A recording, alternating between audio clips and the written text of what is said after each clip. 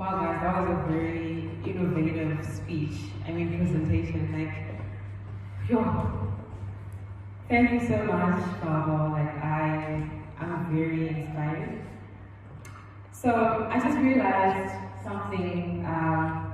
We really don't know what PIAF is, and we don't know the story behind PIAF, and for a fact, we don't know what narrative therapy and innovative thinking is. So we're gonna go back to the basics where I introduce myself and I tell you what we're here for.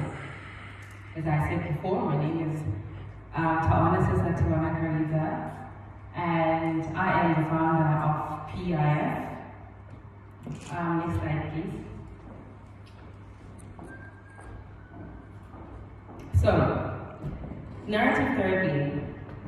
Narrative therapy is defined as a form of psychological therapy that seeks help to find identity, values, and skills. And the next thing I would ask, or anyone would ask when we are doing narrative therapy, is to ask, what's my story? So, I know many of you are wondering, what's her story? What was it here? Next slide, please.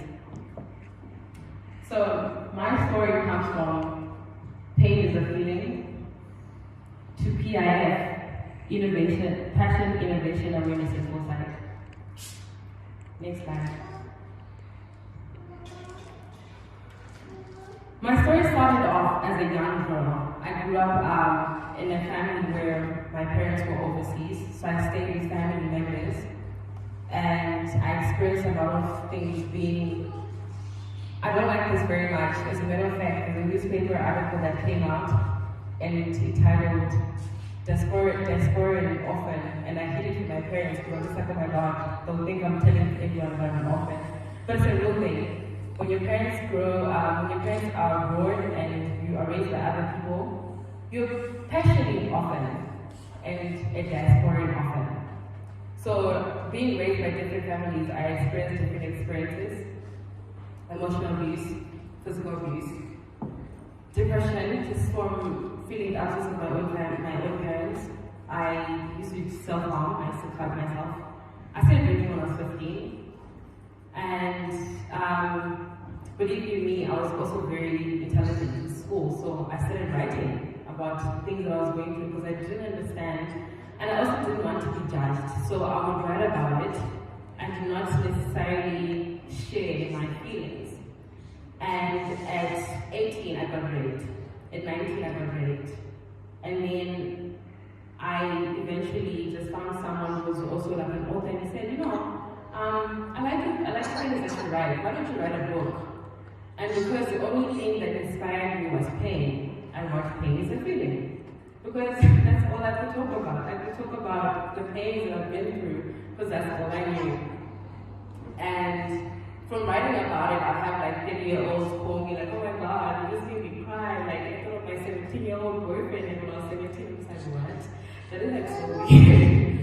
But then, from all those experiences, I didn't realize that there's so many people that were so broken, and I was not the only person, and there was absolutely nothing, I can't say special about me, but nothing too extraordinary about my circumstances. Like, a lot of people have been through so much pain, and they just wanted one person to remove their mask so that they could remove their mask too. So I started doing like workshops in Zimbabwe when I was 19, and then I got invited to speak at Harare Festival of Arts, where I did a book signing. And then before I came to university, I went to maximum prison, where women were in prison. Well, they call it the most secure prison in Zen. And for me, it was just an act, but then it was very inspiring. Just to ask them why they were there and what they were doing there, and if they regret it or not. I could see so much pain, and it stuck with me.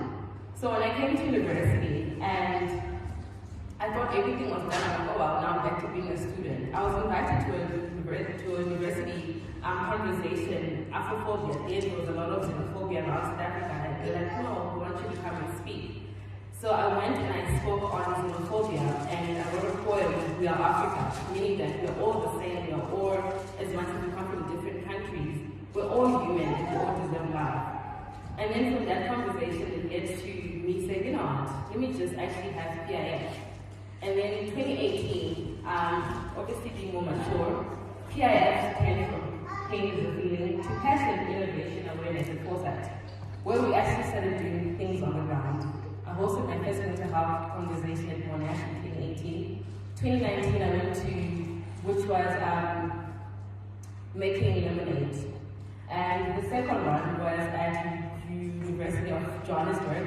We are all mental health beings. And then the third one, we tried to have it last year because of COVID, we couldn't have it. And then this year, we started dealing with the passion aspect of it, where we are talking about where we are actually tackling philanthropy work, and we're doing the work on the ground. So we managed to do charities, working with Nigel and his organization. We did 3 charities in January, which was really amazing because I never knew. I know pads are scarce to some girls, but I never knew just that act would realistically change someone else's life until that. And then we had another event in September this year, a mental health event in the. And then we're here now doing another one outside university. So for me, all that, I look at it as growth, but to be quite honest, that's my story. So that is my narrative therapy. That is me telling you my skill set. That's me telling you my challenges. That's me also telling you my identity and what actually makes me me.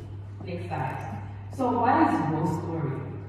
I would love to know your narrative. I would love to have a narrative therapy with you. Next slide, please. So making the difference in workspaces and societies is making a difference between people with problems and problematic people. The problem is the people. The problem is the problem. The person is not the problem. This is what Michael White and David Epson said. The problem we have these days in workspaces are people don't want to tackle the problem. They would rather call on someone else and say that they are problematic. They don't want to deal with the problem the person has. They rather say the person is the problem. But then let's just be real. When you bounce the ball of problems from one person to another and you actually don't deal with it, you don't come to a resolution.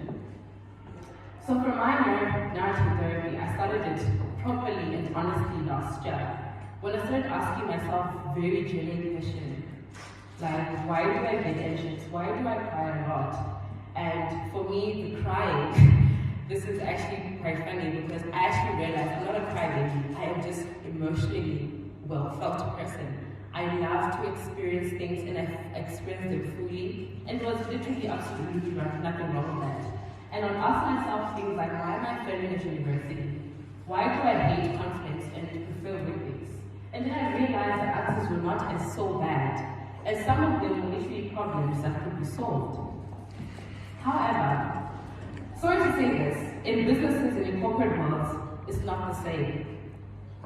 People that own companies, employees, no one wants to actually deal with the actual problems that we go through. We deal with racial discrimination, gender inequality, we deal with low income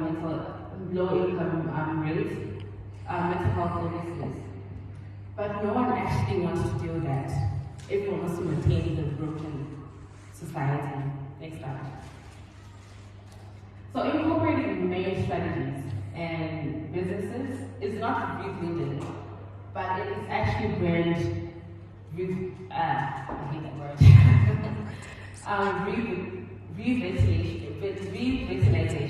Revitalization, I'll give an example of the Dunkin' Donut story.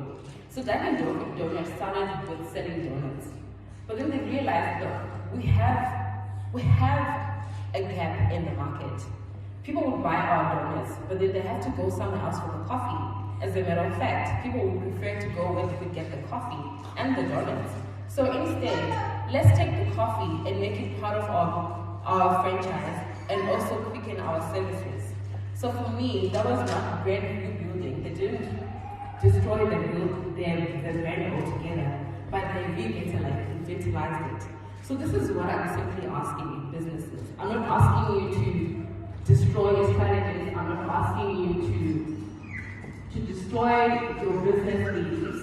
I'm simply asking you to rebrand. I'm simply asking you to incorporate mental health illnesses as part of your business strategy and business priority. As I am growing, I'm also realizing life does not all of a sudden become rosy, and having a job does not necessarily mean everything is solved. Even as an adult, we're still going through things. This said, my concern with my fellow young adults is their mental health. Is the workspace going to accommodate them, or the workspace is going to hand them the noose? Next slide, please. So, brand revitalization is incorporating innovative thinking. Let's not be boring and think of like our grandparents and think someone's color can make them an enemy. Let's recreate our workspace in a way that gives room for others to feel safe and share their lives without feeling abused at work, or them sharing that they're being abused at home and still feel safe. Let's have our top managers prioritizing to put money aside for free psychology in workspaces so that therapy is not a luxury. Let's have close relations to support those who sign NDAs. For me, honestly, this is a huge problem. You find that some businesses now, they have policies of signing NDAs, which is non-disclosure agreements. Okay, fine. Like, for instance, I will take, for instance, when a lady, she works in IT. So most people do monitoring, right? Yes. So some people do monitoring on social media and on websites where they see porn, child porn, and child abuse and all these things. But because they have NDAs, when they go home, they can't share with their partners, they can't share with their parents. They can't even share with their psychologist. This means that they have to carry the company burdens of their own, and they don't even have support from the companies. So my thinking is, let's normalize that reality is actually socially constructed. What am I saying? My reality is not your reality. But for you to understand my reality, you need to know my reality. And we also need to understand why people behave the way they behave. Get to know them and to know their story. Let's be interested not only to know who is bringing the money, but by whom the money is being brought into the company.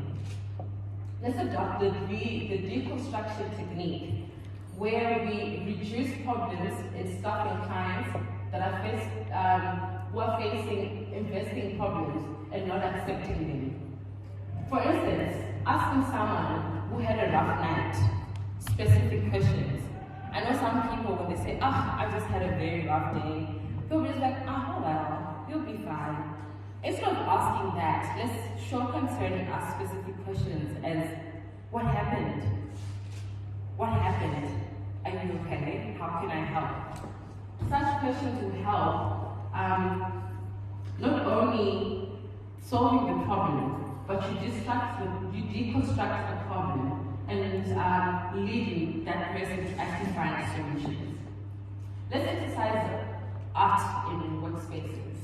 This is when you don't only focus on the money making, but you also focus on the social aspect of it, getting to know the other employees, getting to know your manager, getting to know your boss, and knowing and having individual habits, because I believe mental health is your own personal responsibility. As much as we are sharing the responsibility with the next person to say, please take care of the next person, at the end of the day, when you close your curtain, it's you who knows how you really feel. So let's start generally, and let's start growing if you can. Let's start movements. Let's, like when you're in work, because I know that sometimes it's very frustrating sitting on one desk the whole day. Let's start movements. You leave your office, you go to the next office. Hi, how are you doing? I'm just checking up on you. Just doing that, you start to focus and notice things in your offices that people don't actually notice. You grow more observant over your environment. And not only that, you shake off the burden of work and the burden of stress. Next slide. So this is what I really like most. Richard Branson. He said, business opportunities are like buses. There's always another one. This really sucks because I forgot her name, and I'm sure you guys can help me. There's one athlete that made history.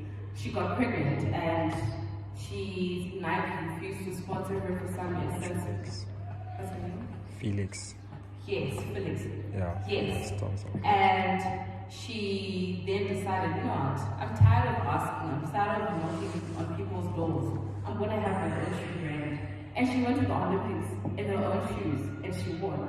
So for me, I think if you really are smart, prioritize your mental health more than anything.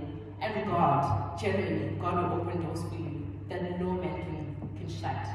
Next slide. And then the plan for mental health. So how do we go forward? This is my strategy. Planning, we need to synergize the issues amongst our leaders. Our leaders need to know that mental health issues are real. They're not the only people dealing with $1 million problems. We're also dealing with $1 problems. So they also need to calm down to our levels and help us. And marketing. This is when we educate the importance of mental health within our corporate environments and for both the company and mental health for both the company, for both you and the company. So for both the manager and the company. And then design. Design needs to tackle mental health illnesses in companies. One thing that I really liked when I was Googling it, and I saw that Nike actually took a week break for mental health. For me, that was like awesome. Because I'm just like, okay, this is where we're heading, and we really need more companies that prioritize mental health like this. And then strategy. We need to start practical approaches and resourceful tools. This guy, one of the tools or the surveys that I really like to engage myself, if you guys can steal the idea, is actually getting into offices and ask the people that perceive are ugly to say, how are you treated here? Because I've noticed that pretty people in social standard, they're treated better than not so good looking. And this is a fact. So these are some of the surveys you can start in workspaces as a way to actually try and attempt in problem solving. And then launch. Let's deploy strategic networks from top to bottom. Let's launch the mental health conversations from our leaders to the last rent of the company. Next slide. The benefits of innovative thinking. Financially, a happy staff, a happy client, a happy bank account, a happy boss, and a happy world. Socially, it enables openness. People are not scared to share their realities. Linking openness and preferred work experience. When I always think about this, imagine like you're talking to your boss and the boss is asking, do you really like it here? You're like, not really. How many have the balls to actually do that? But imagine if you had a boss who would not take that to heart and say, why? You're like, well, the air conditioner, it's pretty cold sometimes. And they make small changes like that accommodate you. Obviously, you enjoy going to work more. Broadening our viewpoint.